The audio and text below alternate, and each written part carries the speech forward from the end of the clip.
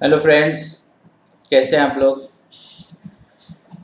Friends, आज की जो हमारी क्लास है व्यास ट्यूटोरियल जोधपुर के चैनल पर, इसमें हम आज डिस्कस करने वाले हैं पाचन तंत्र के बारे में। ठीक है।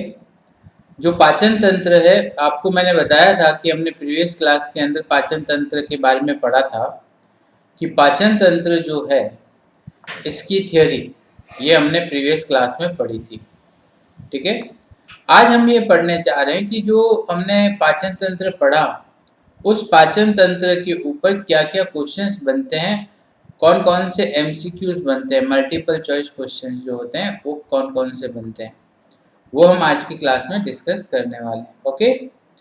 तो कौन कौन से इम्पोर्टेंट क्वेश्चंस हैं जो कि पूछे जाते हैं वेरियस कॉम्पिटिटिव एग्जामिनेशन के अंदर, उनको हम डिस्कस करेंगे। तो आपके सामने पहला क्वेश्चन है, जो स्तनधारी होते हैं, स्तनधारी मतलब जो मैमल्स होते हैं, उनमें स्टार्च का पाचन कहाँ प्रारंभ होता है। ठीक है, ये आपको बताना है कि स्टार्च का पाचन कहाँ पे प्रारंभ होता है। क्या वो मुख से प्रारंभ होता है, क्या वो अमाशय से प्रारंभ होता है, क्या वो ग्रसिका से प्रारंभ होता है, क्या वो ग्रहणी से प्रारंभ होता है। ठीक है, तो सोचिए इसके बारे में। स्टार्च का पाचन कहाँ से स्टार्ट होएगा।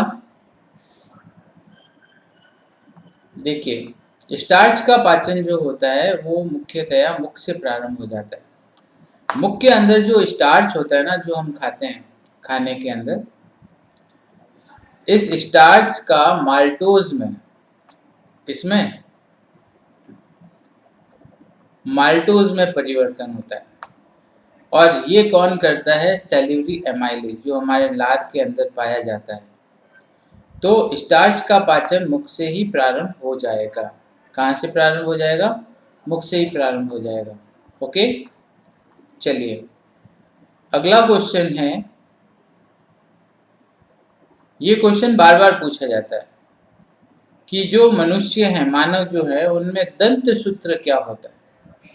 तो मैंने जब आपको ये चैप्टर पढ़ाया था तब मैंने आपको बताया था कि हमारे दांत जो होते हैं वो चार प्रकार के होते हैं। एक होते हैं इंसाइजर, एक होते हैं कैनाइन, एक होते हैं प्री मोलर, और एक होते हैं मोलर। ओके। इंसीजर दो होते हैं, कैनाइन एक होता है, प्री मोलर दो होते हैं, और मोलर तीन होते हैं। मतलब 21-23। ठीक है ना, 21-23 बटा 21-23, ये वाला जो सूत्र होता है ये दंत सूत्र होता है। तब आप इसमें देखें 21-23 कौन सा वाला है, ये वाला, तो ये इसका राइट आंसर होगा। ओके, क्लियर है। चलिए अगला क्वेश्चन हम लोग ले रहे हैं, वो है कि जो वर्टिब्रेट्स होते हैं, कशेरुकी होते हैं, ठीक है ना, उनके अमाशय में एपिथेलियल अस्तर HCl से सुरक्षित रहता है, क्योंकि जो अमाशय होता है मित्रों, आपको पता है वो एक इस तरह का जे आकार का बैग लाइक संरचना होती है। इसके अंदर आपको पता है कि HCl होता है, ये हाइड्रोक्लोरिक अम्ल होता है। इसकी तकरीबन जो सांद्रता होती है वो 1.5 से 2 के आसपास होती है। इसका pH 1.5 से 2 होता है। तो इतना स्ट्रॉन्ग HCl इसमें पाया जाता है। तो ये HCl जो अम्ल है वो क्या करेगा, इसकी भित्ति को नुकसान पहुंचाएगा, जिसको हम एपिथेलियल स्तर कहते हैं। इसको बचाने के लिए इसमें क्या होता है ये आपको बताना है। पहला कि HCl जो है वो अत्यंत तनु होता है, बहुत ही ज़्यादा डाइल्यूट होता है, या एपिथेलियल कोशिकाएं HCl से क्रिया के लिए प्रतिरोधी होती है। एपिथेलियल कोशिकाएं HCl से क्रिया ही नहीं करती। तीसरा, HCl क्षारीय गैस्ट्रिक रस द्वारा उदासीन हो जाता है। और चौथा, एपिथेलियल कोशिकाएं म्यूकस स्त्रावण से आस्तरित होती है, या एपिथेलियल कोशिकाओं के चारों तरफ म्यूकस पाया जाता है, जिसके कारण वो एपिथेलियल स्तर को सुरक्षित रखता है। अब इन चारों में से राइट उत्तर क्या होगा। तो मित्रों, इन चारों में से राइट उत्तर ये होगा कि इसके अंदर एक म्यूकस का आवरण होगा।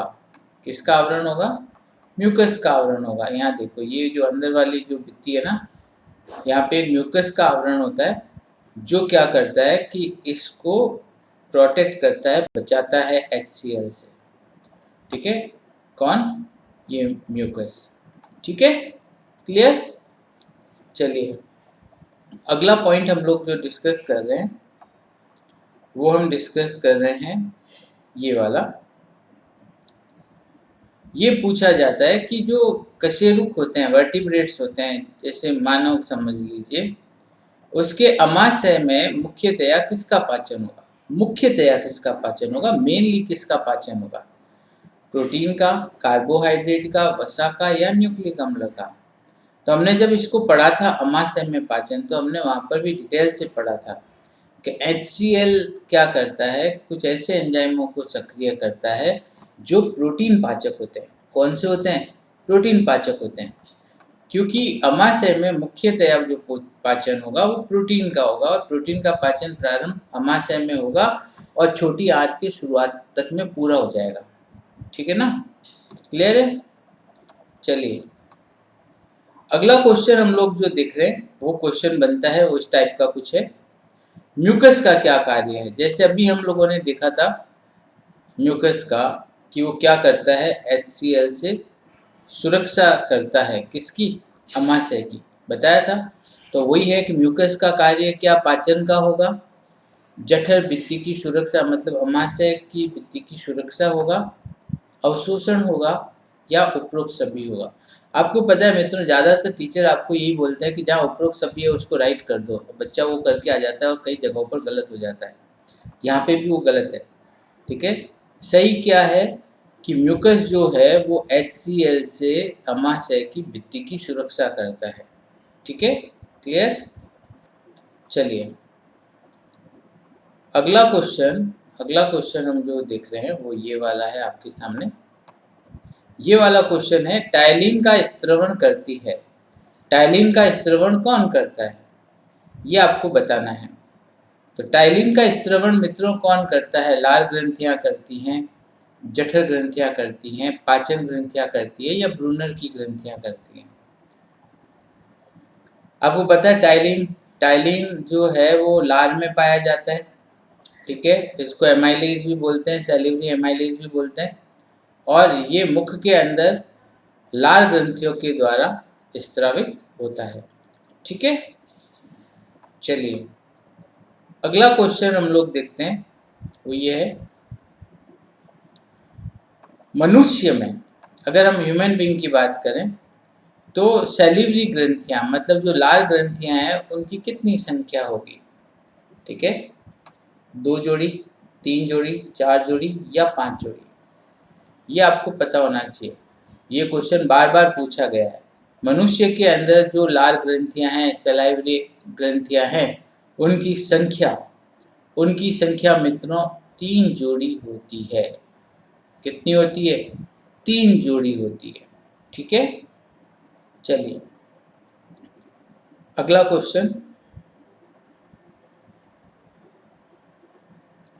क्वेश्चन आप लोगों के लिए है कि टाइलिन एक एंजाइम है। टाइलिन एक एंजाइम है। यहाँ पे देखो पी साइलेंट रहेगा, ठीक है ना, पी साइलेंट रहेगा, टाइलिन ही हम इसको बोलेंगे।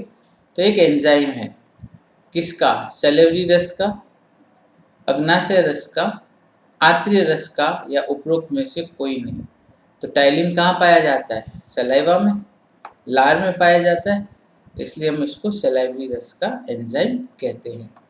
ठीक है, चलिए, अगला क्वेश्चन देखिए मित्रों। क्वेश्चन ये बता रहा है कि मनुष्य में आहार नाल की लंबाई कितनी होती है।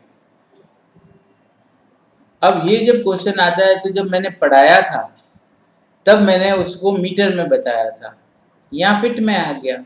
तो कोई नहीं ना, जो वहाँ बताया उसमें 3 सवा 3 से उसको मल्टीप्लाई कर दो। ठीक है, तो कितना होगा मनुष्य की आहार नाल की लंबाई? 8 फीट, 16 फीट, 24 फीट, या 32 फीट? तो मैंने जब पढ़ाया था तो मैंने आपको बताया था कि 9 से 10 मीटर होती है। ठीक है, इसका मतलब ये तकरीबन 32 फीट होगी। कितनी होगी? 32 फीट होगी। तो राइट आंसर फीट में अगर है तो 32 और मीटर में है तो 9 से 10। ठीक है, ये आपको ध्यान रखना है। चलिए अगला क्वेश्चन बनता है इसके अंदर, वो ये बनता है कि जो शाकाहारी होते हैं, जो वेजिटेरियंस होते हैं, उनकी आहार नाल, उनकी जो एलिमेंट्री कैनाल है वो मांसाहारियों के अपेक्षा अधिक लंबी होती है। शाकाहारियों की जो आहार नाल है वो मांसाहारियों से लंबी क्यों होती है? उनके आहार में वसा अधिक होता है, उनके भोजन में प्रोटीन की अधिक मात्रा होती है, उनके आहार में कार्बोहाइड्रेट मुख्यतः सेल्यूलोज अधिक होता है जो पचने में अधिक समय लेता है, या अवशोषण अधिक समय तक होता है। इसके सही कारण क्या होंगे? सही कारण ये होता है कि देखो, जो मांसाहारी होते हैं वो जनरली मीट खाते हैं। मीट में प्रोटीन होता है जिसका पाचन अमाशय और छोटी आंत की शुरुआत तक हो जाता है। पर जो शाकाहारी होंगे वो कच्ची सब्जियां, फल, फ्रूट्स खाते हैं, तो उसमें सेल्यूलोज होता है। ठीक है, उसको पचने में ज़्यादा समय लगता है, इसलिए वो अमाशय, छोटी आंत, बड़ी आंत सब में मिलाकर पाचित होता है, इसलिए उनकी आहार नाल लंबी होती है। ठीक है, और यही कारण है कि मांसाहारियों का पेट छोटा होगा क्योंकि उनकी आहार नाल छोटी होगी, और शाकाहारियों का पेट मोटा होगा क्योंकि उनकी आहार नाल लंबी होगी।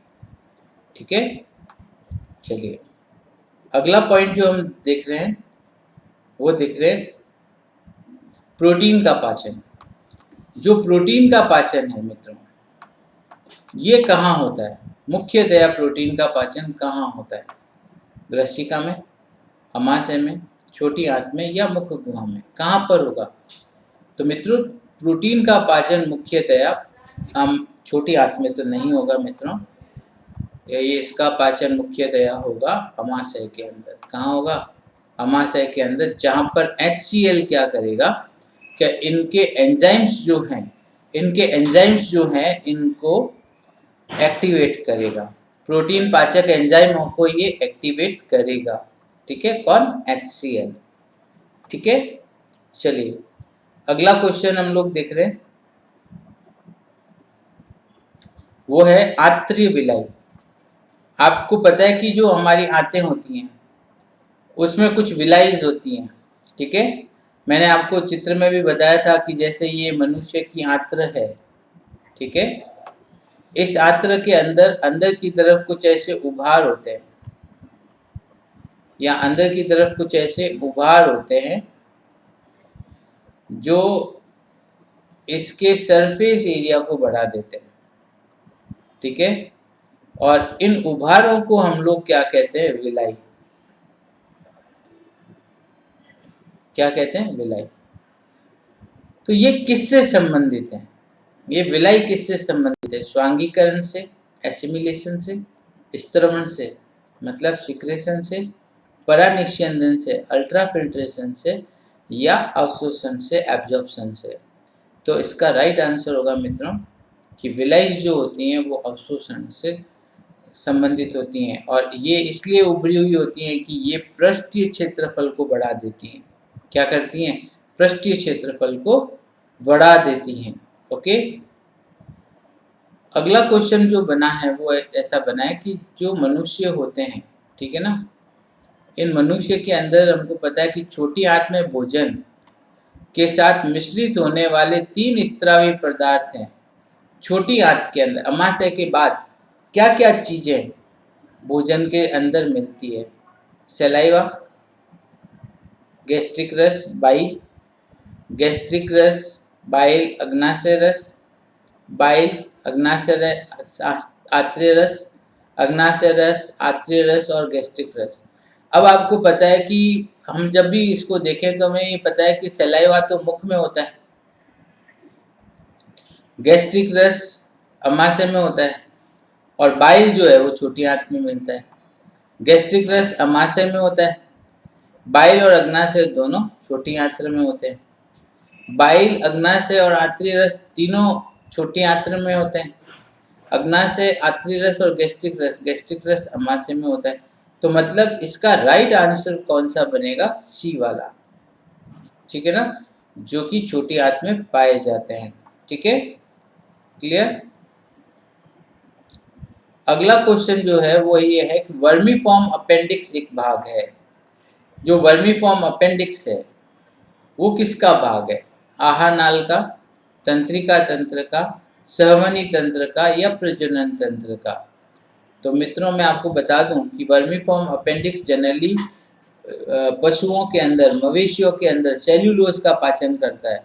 ठीक है, तो ये आहार नाल का भाग होगा। किसका होगा? और मनुष्यों के अंदर ये एक तरह से वेस्टिजियल ऑर्गन है। क्या है? अपशिष्ट, इसको हम बोल सकते हैं वेस्टिजियल ऑर्गन का मतलब अवशेषी अंग है, क्योंकि हमारे अंदर ये इतना ज़्यादा प्रयोग नहीं आता है। और काफ़ी बार तो फॉरेन कंट्रीज में बच्चे के जन्म के साथ ही अपेंडिक्स और टॉन्सिल्स निकाल दिए जाते हैं। इसके अलावा जो आता है वो आता है क्रमीय रूप परिशिशिका, मतलब वर्मीफॉर्म अपेंडिक्स निम्न की संधि पर स्थित होता है। कहाँ पर स्थित होता है ये आपको बताना है।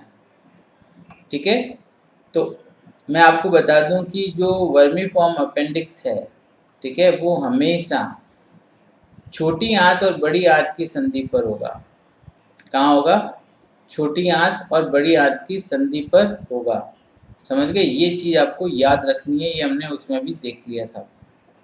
ठीक है, अगला क्वेश्चन जो आपके लिए है वो ये है, अग्नाशय रस में होता है पेंक्रियाटिक जो जूस है उसमें क्या क्या होता है?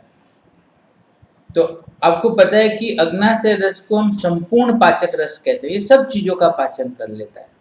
प्रोटीन का भी कर लेगा, वसा का भी कर लेगा, कार्बोहाइड्रेट का भी कर लेगा। ठीक है, तो देखो ट्रिप्सिन, लाइपेज और माल्टेज, पेप्सिन, ट्रिप्सिन और maltase, trypsin, chymotrypsin, amylase, lipase, trypsin, pepsin, amylase. अब इसमें आपको पता है, देखो जो ट्रिप्सिन है ये प्रोटीन का पाचन करेगा, ये वसा का करेगा और ये माल्टोज का करेगा। पेप्सिन प्रोटीन का करेगा, ट्रिप्सिन प्रोटीन का करेगा, माल्टेज माल्टोज का करेगा। ट्रिप्सिन और काइमोट्रिप्सिन प्रोटीन का करेगा, एमाइलेज जो है वो शर्करा का करेगा और लाइपेज जो है वो वसा का करेगा। ट्रिप्सिन जो है प्रोटीन का करेगा, पेप्सिन प्रोटीन का करेगा, एमाइलेज कार्बोहाइड्रेट का करेगा। तो इनमें देखा जाए तो जो सी वाला ऑप्शन है इसमें कि देखो पहले दो प्रोटीन के पाचक एंजाइम है, फिर शर्करा और फिर वसा, तीनों का पाचक एंजाइम होता है, क्योंकि ये यूनिवर्सल डाइजेस्टिव जूस होता है, या फिर हम ये बोल सकते हैं कि ये संपूर्ण पाचक रस होता है। ठीक है, अगला पॉइंट हम देख रहे हैं पित्त स्त्रवित होता है। पित्त रस जो होता है that is the bile juice. ठीक है, ये जो बाइल जूस है, ठीक है ना, बाइल जूस ये कहाँ से स्त्रवित होता है? अग्नाशय से, वृक्क से, हृदय से या यकृत से? ठीक है, तो इसका राइट आंसर क्या होगा? देखो अग्नाशय से तो ये होगा नहीं, ठीक है, वृक्क से ये होगा नहीं, हृदय से ये होगा नहीं, तो कहाँ से होगा? यकृत से, लीवर से। ठीक है ना, लीवर के अंदर एक पित्ताशय होता है, ठीक है, जिसको हम गाल ब्लैडर कहते हैं, वहां से ये बाइल जूस बाहर आता है। अगला जो क्वेश्चन है मित्रों वो है टाइलिन का स्त्रवण कौन करता है? ये तो हम लोगों ने देख लिया है, क्योंकि हमने पहले इससे रिलेटेड 3-4 क्वेश्चन देखे हैं। टाइलिन का स्त्रवण मित्रों लार ग्रंथियां करती हैं और ये 3 जोड़ी होती हैं और मुख में पाई जाती हैं। ठीक है, क्लियर है। और हमने एक चीज और भी देखी थी, लार का क्या फंक्शन होता है? लार का क्या फंक्शन होता है? लार का एक तो फंक्शन ये होता है कि ये भोजन को सार्य बनाता है, ठीक है। दूसरा ये क्या करता है? स्टार्च का पाचन करता है। और तीसरा ये क्या करता है कि जीवाणुओं को नष्ट करता है। जो जीवाणु है ना उनको नष्ट करता है।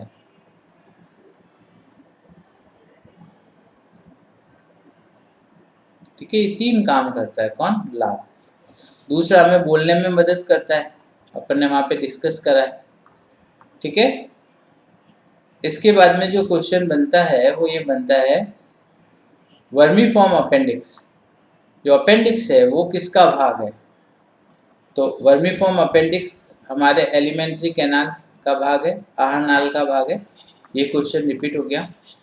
ठीक है, चलिए अगला क्वेश्चन है, मनुष्य में जो ह्यूमन बींग्स हैं उनमें स्टार्च के पाचन के लिए कौन से एंजाइम उत्तरदायी होते हैं? ये हमने क्वेश्चन करा हुआ है पर इसको पूछने का तरीका अलग हो गया। स्टार्च के पाचन के लिए कौन सा एंजाइम उपयोगी होता है? तो हम लोगों को पता है कि स्टार्च का पाचन एक तो कहाँ होता है? मुख में होता है। कहाँ होता है? मुख में होता है, सैलिवरी में होता है। तो इसमें एक तो सैलिवरी जहाँ पे है वो इसका हो जाएगा। ठीक है, उसके बाद में क्या होता है कि जो भी ये पाचन है, जो बाकी का जो पाचन है स्टार्च का, ठीक है, वो पाचन होता है सीधा पेंक्रियाज के अंदर, मतलब स्मॉल इंटेस्टाइन के अंदर। तो जनरली ये पेंक्रियाटिक और सैलिवरी दोनों के अंदर इसका पाचन होगा। ठीक है, क्योंकि अमाशय में तो मुख्यतः प्रोटीन का ही पाचन होता है, हम लोगों ने पढ़ा हुआ है इस चीज को। इसके अलावा आपको पता है कि जो पचे हुए भोजन के अवशोषण की कार्यात्मक इकाई कौन है? मतलब जो भोजन पच जाता है उसके बाद में उसका अवशोषण कौन करता है? क्रिप्स ऑफ लिबरकुहन, पेयर के धब्बे, विलाई या ब्रूनर ग्रंथियां? तो हमने देखा था कि विलाई जो होती है वो अवशोषण करती है। कौन करती हैं? विलाई अवशोषण करती हैं इसका। इसके बाद में जो क्वेश्चन बनता है वो ये है कि मांसाहारियों का यकृत, मतलब जो लीवर है मांसाहारियों का, ठीक है ना, जो लीवर है, ठीक है, वो शाकाहारियों से बड़ा होता है। क्यों? उनका शरीर बड़ा होता है, उनके भोजन में प्रोटीन की अधिक मात्रा होती है, अतः यकृत को अधिक कार्य करना पड़ता है। कुफर कोशिकाओं द्वारा फैगोसाइटोसिस की समस्या अधिक होती है, या उपरोक्त में से कोई नहीं। तो मैं बता दूं कि आपको जितने भी मांसाहारी होते हैं वो मांस खाते हैं, और मांस जो होता है वो एनिमल प्रोटीन होता है। तो उनके भोजन में प्रोटीन की मात्रा अधिक होती है, और प्रोटीन का पाचन यकृत ही करेगा। कौन करेगा? यकृत ही करेगा। इसके बाद का क्वेश्चन है दिस वन, निम्न में से यकृत का कौन सा विशिष्ट कार्य है? यकृत का क्या कार्य है? उत्सर्जन, ग्लाइकोजिनोलाइसिस, पाचन या हिस्टोलाइसिस? तो मित्रों मैं बता दूं कि मुख्य कार्य जो होता है यकृत का वो होता है ग्लाइकोजिनोलाइसिस। ठीक है, मतलब कि ये जो रिजर्व फूड मटेरियल होता है ना, ग्लाइकोजन, ठीक है, उसको ये ग्लूकोज में बदलता है। ठीक है, ये इसका विशिष्ट कार्य होता है, रिजर्व फूड मटेरियल को ये ग्लूकोज में बदलता है। ठीक है, अगला क्वेश्चन, ये क्वेश्चन है, ऐसे क्वेश्चन बहुत ज़्यादा आते हैं, ये इनको हम लोग क्या बोल सकते हैं, डेली लाइफ में यूज आने वाले जो क्वेश्चन होते हैं वो ये क्वेश्चन है। ठीक है, ये क्वेश्चन क्या कह रहा है कि पित्ताशय, मतलब जो गाल ब्लेडर है उसको काट कर निकाल दिया जाए तो मनुष्य में क्या होएगा?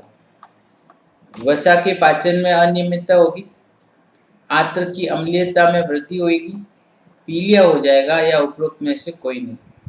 तो इसका राइट उत्तर मित्रों ये होगा कि आंत्र की अम्लीयता में वृद्धि होगी।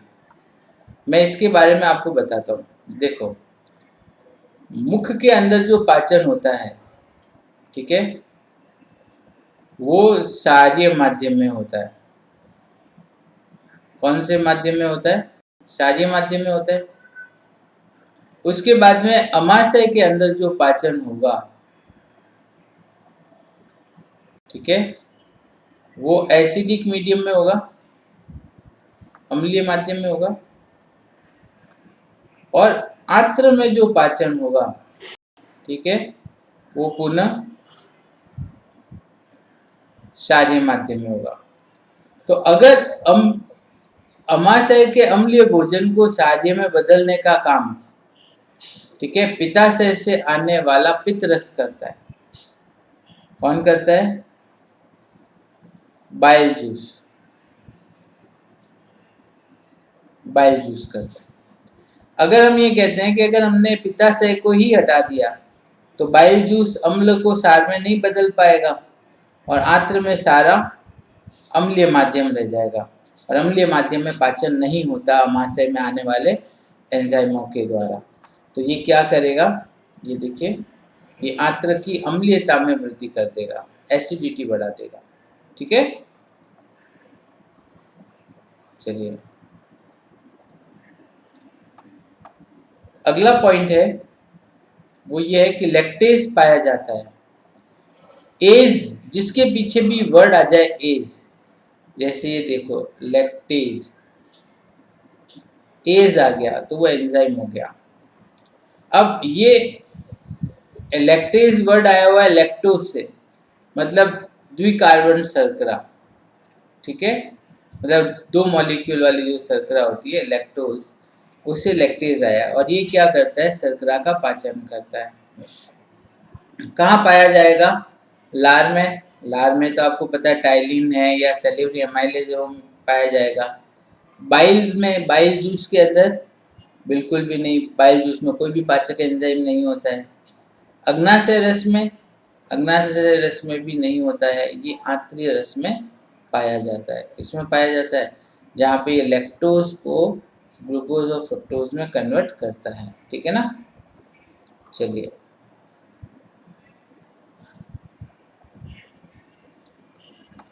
बिलीरुबिन, ठीक है, बिलीरुबिन और बिलीवर्डिन किसमें पाए जाते हैं? तो ये दोनों पित्त वर्णक होते हैं। ये हीमोग्लोबिन को तोड़कर बनते हैं। ठीक है, तो क्या ये रक्त में पाए जाएंगे, पित्त में पाए जाएंगे, अग्नाशय रस में पाए जाएंगे या लार में पाए जाएंगे? तो आपको मैं बता दूं कि बिलीरुबिन और बिलीवर्डिन ये दोनों पित्त रस में पाए जाएंगे क्योंकि वो लीवर के अंदर ही बनते हैं। चलिए अगला क्वेश्चन, किस अंग द्वारा, शरीर का कौन सा ऐसा अंग है, ठीक है, विषैले पदार्थ को अविषैलीकृत कर देता है, मतलब टॉक्सिक को नॉन टॉक्सिक कर देता है? कौन सा अंग है? क्या वो फेफड़े है, वृक्क है, यकृत है या अमाशय है? सोचिए। तो टॉक्सिक को नॉन टॉक्सिक करने का जो कार्य होगा मित्रों वो करेगा लीवर। ठीक है, चलिए कौन से पाचक रस का पीएच सबसे कम होगा? पीएच मतलब पावर ऑफ हाइड्रोजन या पोटेंसी ऑफ हाइड्रोजन। तो कौन से पाचक रस का पीएच सबसे कम होगा? तो जो अम्लीय होगा। और अम्लीय पाचक रस कौन सा है? बाइल, लार, जठरी रस या अग्नाशय रस? ये बताओ, अम्लीय कौन सा है? जठरीय रस, मतलब जो अमाशय में जो रस आता है उसमें HCl आता है तो उसका पीएच सबसे कम है। ठीक है, चलिए इसके बाद में जो क्वेश्चन बनता है वो ये बनता है, पेप्सिन का स्त्राव, जो पेप्सिन है उसका जो स्त्रवण है अक्रियाशील पेप्सिनोजन अवस्था में होता है, इसको अमाशय में सक्रिय करता है। देखो ये पेप्सिन जो है ना, ये वाला, ये जब तक पेप्सिनोजन अवस्था में नहीं होगा, ठीक है, तब तक क्या होगा कि प्रोटीन का पाचन नहीं होगा, क्योंकि हमारे शरीर में जो प्रोटीन पाचक एंजाइम है वो अक्रियाशील पेप्सिनोजन के रूप में पाया जाता है। ठीक है, अब ये तो पेप्सिनोजन जो है ये पाचन नहीं करता, इसको प्रोटीन का पाचन करना है तो इसको अपने आप को पेप्सिन में बदलना पड़ेगा। किस में बदलना पड़ेगा? पेप्सिन में बदलना पड़ेगा। और इसमें बदलने में कौन काम करता है, इसको सक्रिय करने में कौन काम करता है? गैस्ट्रीन, एमाइलोक्सिन, HCl या रेनिन? तो इसका राइट आंसर होगा HCl। HCl इसको अम्लीय माध्यम में जब निकलेगा तो अम्लीय माध्यम में ही पेप्सिनोजन पेप्सिन में बदलेगा। ओके, क्षारीय माध्यम में ये नहीं होता है। इसके बाद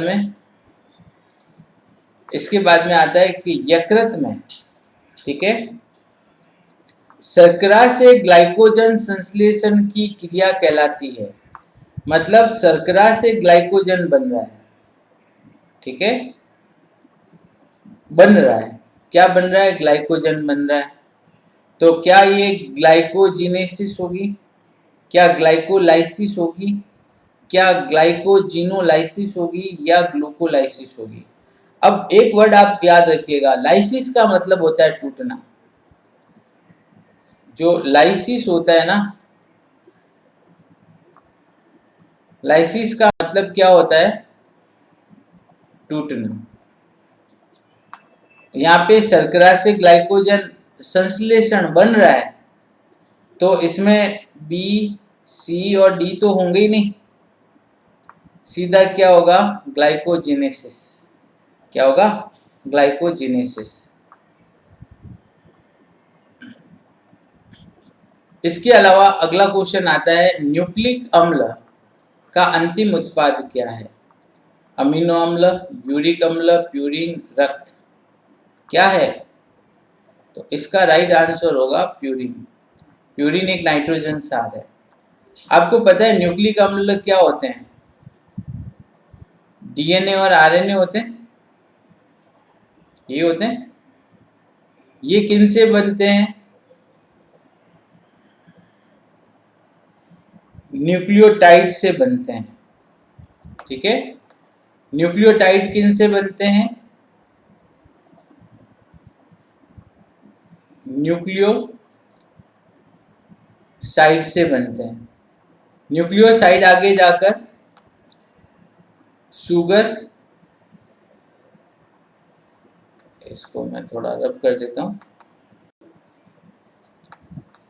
ये आगे जाकर शुगर, जो कि 5 कार्बन होगी, राइबोस शुगर, ठीक है, प्लस H3PO4 फॉस्फोरिक अम्ल, प्लस N2 क्षार नाइट्रोजन क्षार, इनमें टूट जाते हैं। और नाइट्रोजन क्षार 2 तरह के होते हैं, प्यूरिन और पिरिमिडिन्स। ओके, तो ये किस में टूटेंगे? प्यूरिन और पिरिमिडिन्स में टूटेंगे। प्यूरिन वर्ड आ गया तो मतलब उसी में ही आगे जाकर टूटते हैं, ठीक है। चलिए अगला क्वेश्चन है, कौन सी क्रिया मानव में पाचन में काइम जो पर्टिकुलर वो लुगदी होती है ना, अमाशय से ड्यूडोनम तक ले जाने में सहायता करती है। मतलब ये आपको पता है कि ये अमाशय है, ठीक है ना, और इसके आगे ये यू आकार की नली है, ये ड्यूडोनम है, ठीक है। ये वाली है ड्यूडोनम और ये आपका है अमाशय। तो अमाशय से ड्यूडोनम में ले जाने के लिए कौन सी क्रिया काम करती है? पेरिस्टलिक गति, गुरुत्वीय खिंचाव, रक्त का संचरण या उपरोक्त में से कोई नहीं। तो मित्रों इसका कारण होता है, इसका जो राइट आंसर होगा वो होगा पेरिस्टलिक मूवमेंट, ठीक है ना, क्रमाकुंचन गति। और उसी क्रमाकुंचन गति के कारण, कौन सी गति? क्रमाकुंचन गति, ठीक है। और इसी गति के कारण भोजन यहाँ से इधर चला जाता है, ठीक है। तो राइट आंसर क्या होगा? पेरिस्टलिक मूवमेंट। इसको हिंदी में क्रमाकुंचन गति कहते हैं। अगला क्वेश्चन बनता है कि वसा का पाचन, जब वसा का पाचन होगा तो अंतिम उत्पाद क्या होता है?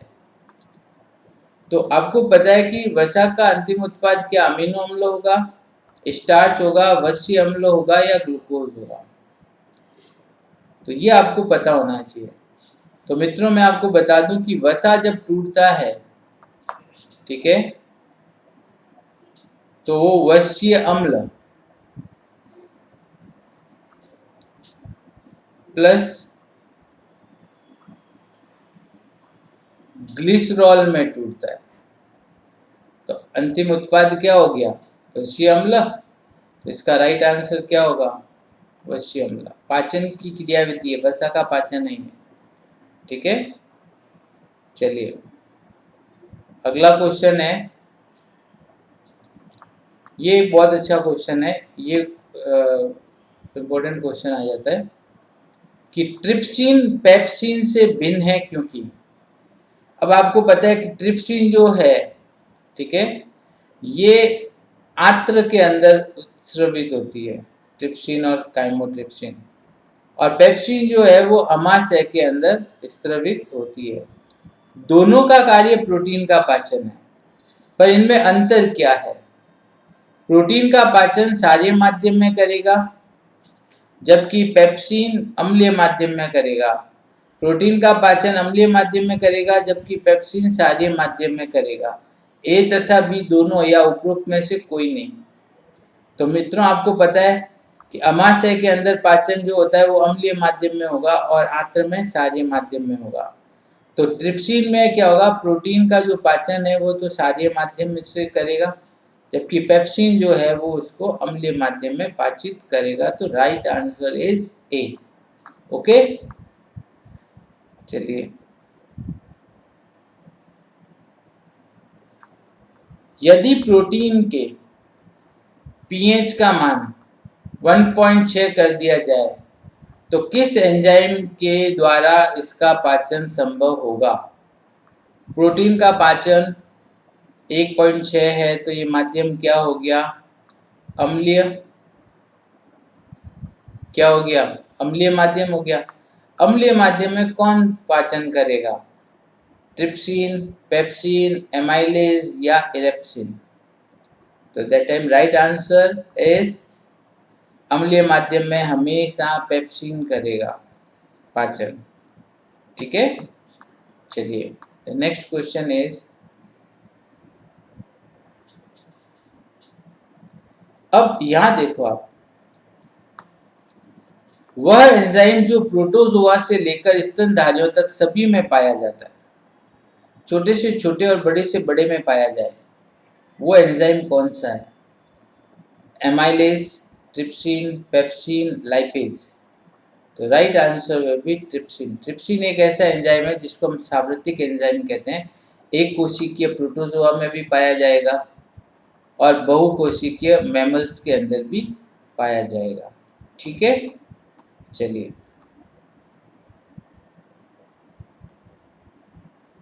अब ये क्वेश्चन आता है कि यदि, ये क्वेश्चन कह रहा है कि यदि अमाशय के पीएच को 7 कर दिया जाए, उदासीन कर दिया जाए, क्योंकि वो 1.6 होता है अम्लीय, तो किस पदार्थ का पाचन सर्वाधिक प्रभावित होगा? उसी का पाचन प्रभावित होगा जिसका पाचन अमाशय में होता है।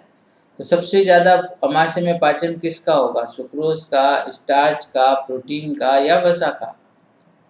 तो राइट आंसर होता है कि सबसे ज़्यादा पाचन अमाशय में प्रोटीन का होता है, और अगर इसके पीएच को 7 कर दिया जाए तो प्रोटीन का पाचन प्रभावित होगा। समझ गए? चलिए अगला क्वेश्चन, दूध प्रोटीन, जो दूध में प्रोटीन हम लोग लेते हैं ना, पर किस जठरीय एंजाइम के द्वारा क्रिया होती है? दूध प्रोटीन के ऊपर कौन क्रिया करता है? ठीक है, कैसीन, रेनिन, पेप्सिन या कैसिनोजन? तो इसका राइट आंसर होगा कि दूध प्रोटीन को ठोस प्रोटीन में बदलने का काम रेनिन करता है। कौन करता है? और वो भी अमाशय के अंदर करता है। ठीक है, चलिए नेक्स्ट क्वेश्चन इज, अब ये देखो अगला क्वेश्चन है, अगला क्वेश्चन जो है ये देखिएगा, ये बता रहा है कि ग्लूकोनियोजेनेसिस, जेनेसिस मतलब बनना, ग्लूकोनियोजेनेसिस। अब ये क्या कहता है कि ग्लूकोज ग्लाइकोजन में बहुलीकृत हो जाता है, ग्लाइकोजन ग्लूकोज में टूट जाता है, लिपिड अमीनो एसिड से कार्बोहाइड्रेट का संश्लेषण होता है, ठीक है, या ग्लूकोज पायरुविक अम्लों में टूट जाता है, ठीक है, तो नियोजेनेसिस आ जाता है, ठीक है। तो उस केस में क्या होगा कि लिपिड और एमिनो एसिड्स जो होते हैं वो कार्बोहाइड्रेट में कन्वर्ट होते हैं, ठीक है ना, उसमें कन्वर्ट होता है। That is the most important point, ठीक है। तो ये हो गया हमारा आज का पूरा टॉपिक। और आपको मैं एक चीज़ और बता दूं, आप लोगों से एक विशेष अनुरोध है, थोड़ा सा जो आप से मैं उम्मीद करता हूँ कि मेरा एक चैनल है जिस पे मैं अभी ये टॉपिक डाल रहा हूँ, व्यास ट्यूटोरियल, ठीक है ना। कौन सा है? व्यास ट्यूटोरियल। अब आप लोगों से ये है कि इतना सा फेवर है मेरे को कि आप अपने जितने भी फ्रेंड्स हैं या जो भी आप देखें, ठीक है, व्यास ट्यूटोरियल जोधपुर, तो आप इसको जब देखते हैं तो आप उस केस में आप इसको सब्सक्राइब करिए। इसको क्या करेंगे? सब्सक्राइब करेंगे, ठीक है ना, सब्सक्राइब करेंगे, ठीक है ना, ताकि मेरे जो भी नोटिफिकेशंस हैं वो आप लोगों को मिलते रहें, ठीक है। तो कोई भी कमेंट हो तो कमेंट बॉक्स में आप ज़रूर लिखिएगा, लाइक करिएगा, शेयर करिएगा, और जिन्होंने अभी तक सब्सक्राइब नहीं करा है उसे सब्सक्राइब करिएगा, ठीक है ना। तो इतना ही करेंगे हम आज की क्लास में। अगली क्लास के अंदर हम एक नया चैप्टर लेके आएंगे और उस नए चैप्टर के अंदर हम एक नया टॉपिक और उसके question answers. Okay okay, have a nice day, bye.